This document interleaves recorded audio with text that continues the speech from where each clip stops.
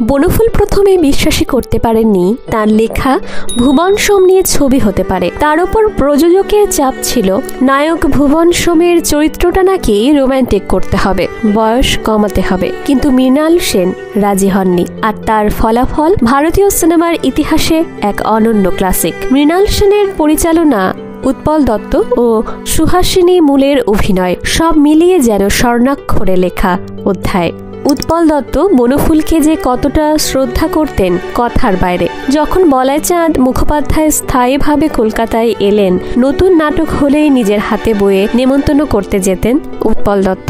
চাইতেন প্রথম শোতেই বনফুলকে দেখাতে হবে। টিফিন বাক্সে নিয়ে যেতেন তার প্রিয় কষা মাংস। এই মাংস প্রীতির কথা জানতেন অভিনেতা অশোক কুমারও। একদিন হাটে বাজারে ছবির কাজ চলছে, ছবির কাহিনী অবশ্যই বনফুলের। সেখানে অশোক কুমার অভিনয় করছেন সদাশিব ডাক্তার। হঠাৎই খবর পেলেন তার প্রিয় বলাইদা এখন ভাগলপুরে, আর ভাগলপুরেই তো অশোক কুমারের মামা বাড়ি। সাত সকালে নিজের হাতে রাঁধা মাংস নিয়ে তিনি সোজা চলে গেলেন বনফুলের কাছে।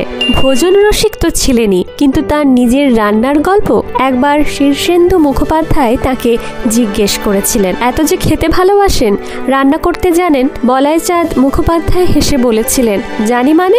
শোনো, রান্না নিয়ে এক্সপেরিমেন্টও করি। সেবার আলুর দম করছি, কি মনে হলো জলের বদলে দুধ ঢেলে দিলাম। আহা, কি স্বাদ হয়েছিল গো। সুনীল গঙ্গোপাধ্যায় প্রায় একটা কথা বলতেন, লোকে বাংলা ভাষায় তিন বন্দ্যোপাধ্যায়কে এককালের প্রধান সাহিত্যিক বলে, তারাশঙ্কর, মানিক, বিভূতিভূষণ।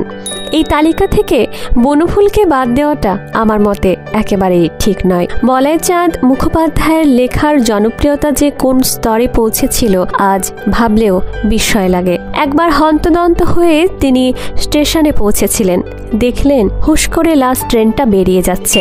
হায় কপাল, এখন কি করে বাড়ি ফিরবেন? ঠিক তখনই চোখে পড়ল চলন্ত ট্রেন থেমে গেল। পরে শুনেছিলেন তাকে দৌড়তে দেখে বনফুল ভক্ত, গার্ড আর ট্রেন চালকই নাকি ট্রেনটা থামিয়ে দিয়েছিলেন। বনফুলের কাহিনীর মতোই তার নাটকগুলিরও প্রশংসা করতেন সুনীল গঙ্গোপাধ্যায়, ঠিক যেমন নাট্যাচার্য শিশির কুমার ভাদুরী করতেন।